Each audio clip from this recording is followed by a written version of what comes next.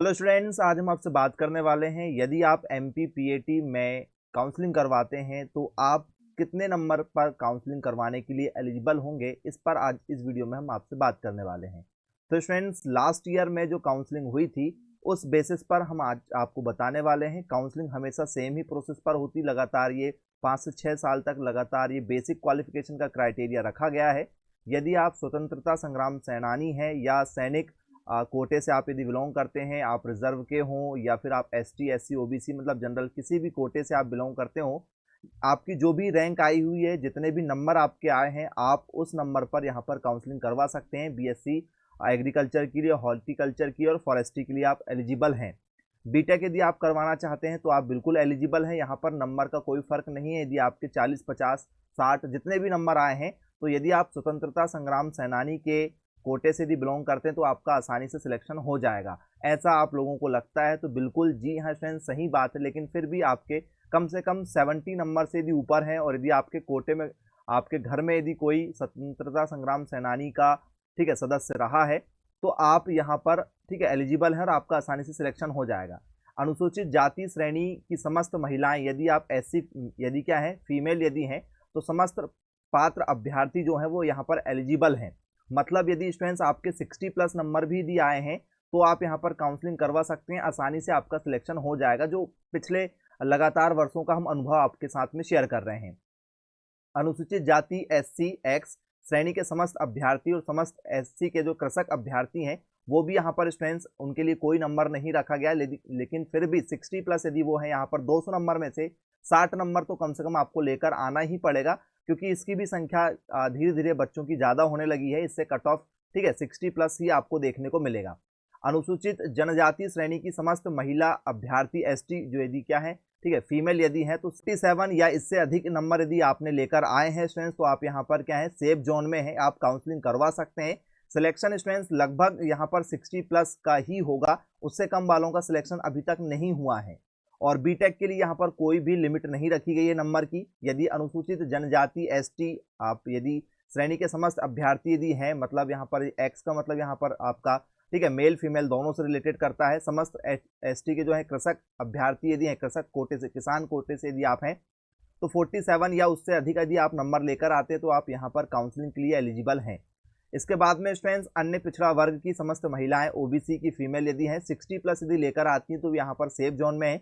लेकिन स्टूडेंट्स ये सिर्फ सेफ जोन है, मतलब काउंसलिंग के पार्टिसिपेट के लिए नंबर है। लेकिन यदि यहाँ पर अन्य पिछड़ा वर्ग की बात करें तो 75 के आसपास में यदि लड़कियों के नंबर हैं तो आप आसानी से काउंसलिंग कराइए, आपके सिलेक्शन के चांस बनेंगे। और बीटेक के लिए 63 प्लस आपका ठीक है मार्क्स होना चाहिए। अन्य पिछड़ा वर्ग की यदि हम बात करें OBC की ठीक है मेल फीमेल की श्रेणी के समस्त अभ्यर्थी और समस्त OBC के जो कृषक कोटे के 72 या उससे ऊपर लेकर आते हैं तो आप यहाँ पर सेफ जोन में हैं।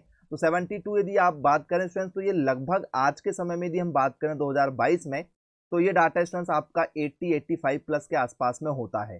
अनारक्षित श्रेणी की समस्त अभ्यर्थियों की यदि हम बात करें अनरिजर्व की, मतलब जनरल कैटेगरी की, तो समस्त पात्र अभ्यर्थी मतलब आपके कोई भी नंबर हो, आप यहाँ पर एलिजिबल हैं लगभग। इसके लिए स्टूडेंट्स यदि हम आपसे बात करें तो आप यदि 70 प्लस यदि क्या है जनरल की ठीक है लड़कियां हैं तो स्टूडेंट्स जरूर काउंसलिंग करवाइए, कई बार इनके चांसेस बन जाते हैं। अनारक्षित वर्ग अनरिजर्व की यदि हम बात करें स्टूडेंट्स आपकी कृषक कोटे की, EWS की या फिर मेल फीमेल की, तो 72 प्लस यदि आप हैं तो आपका सिलेक्शन हो जाएगा।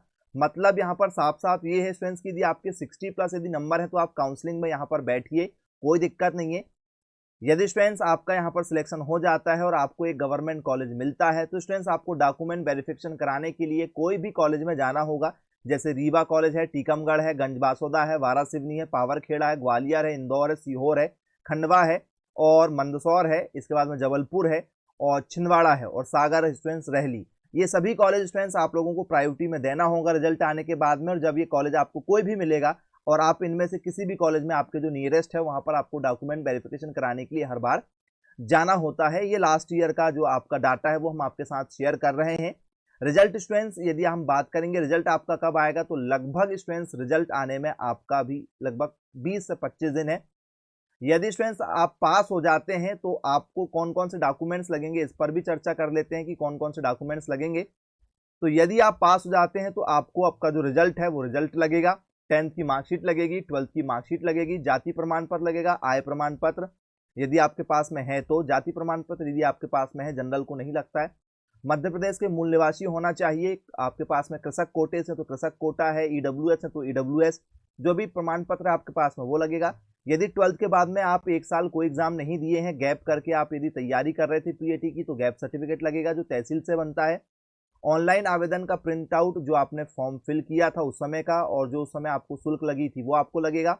फ्रेंड्स, जब आपका सिलेक्शन हो जाता है तो आपको 5,000 रुपये कॉलेज के लिए ऑनलाइन जमा करना पड़ता है, और 5,000 फिर बाद में आपको कॉलेज ले जाकर जमा करना पड़ता है। तो उसकी रसीदें जो आपके पास में होगी, इनके स्टूडेंट्स आपको 2 सेट बनाकर ले जाना होता है। इसके साथ में आपको 4 से 5 फोटो लगती है। ये सभी डॉक्यूमेंट्स स्टूडेंट्स आपके पास में ओरिजिनल होना चाहिए। साथ ही साथ में स्टूडेंट्स आपके पास में टीसी और माइग्रेशन, ये भी आपको संभाल के रखना है।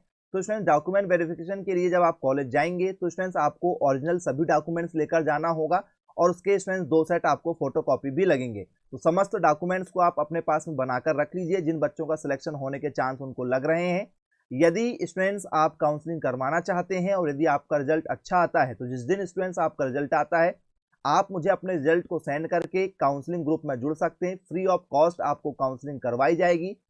तो यदि आप काउंसलिंग कराने के इच्छुक हैं तो आप मुझे रिजल्ट के दिन जरूर कांटेक्ट कर सकते हैं, या मुझे आप व्हाट्सअप कर सकते हैं मेरे मोबाइल नंबर 9407384042 पर। तो आपको स्टूडेंट्स जिस दिन से आपकी काउंसलिंग होगी उस दिन से लेकर जब तक आपको कॉलेज नहीं मिल जाएगा, हम आपकी पूरी मदद करेंगे। तो स्टूडेंट्स, आप हमें फॉलो करते रहिए, यूट्यूब चैनल को सब्सक्राइब कर लीजिए। जैसे ही रिजल्ट आता है स्टूडेंट्स, उस दिन जरूर आप मुझे कॉल कर लीजिएगा या व्हाट्सएप पर मैसेज कर लीजिएगा।